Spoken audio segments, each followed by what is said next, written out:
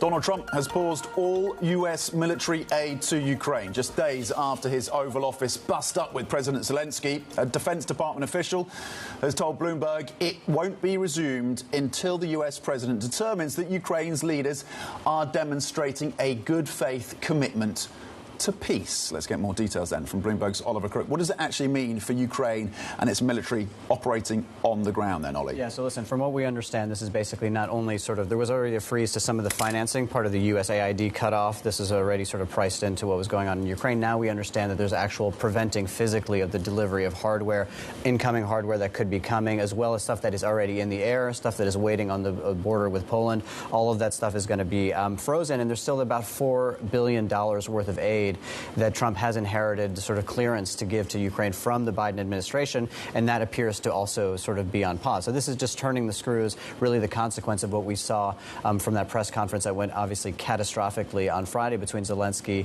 and Donald Trump. The question is going to be, I mean, this is all sort of from our reporting. We haven't heard from Trump sort of officially on this. We're expecting to hear from him a little bit later today, about 1 a.m. UK time, when he's going to go speak on this. But again, this is going to this sort of minerals deal that is still apparently on the table to a certain degree. It's very hard to know. Zelensky said he would kind of sign something. Trump says he still kind of likes the deal. But again, it doesn't resolve the sort of grand ambiguity that rests over all of this, which is for the Ukrainians, how do you get lasting actual end to the war? And Trump, who just basically does not seem willing to give the security guarantees that the Ukrainians and the Europeans would like.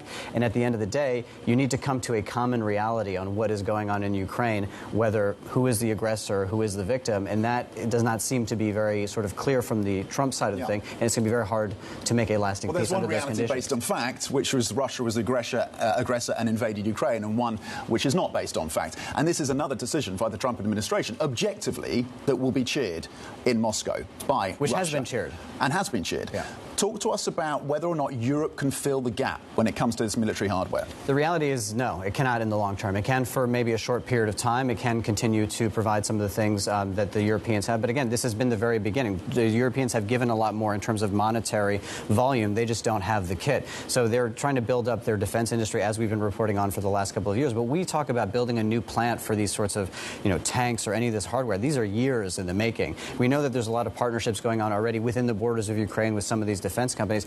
But they just do not have the volumes. They do not have the ability to basically match what the United States has been filling. And further to that, if the United States wants to further turn the screws, it's not about just delivering hardware. It's about the operational on the ground. It's also withdrawing surveillance cover. It's withdrawing kind of information. It's withdrawing the kind of maybe updates and the operating of some of this kit that you need to have the American know-how to basically operate in the field. So these are all parts of the potential equation. And further they want to turn the screws, they are absolutely able to do that.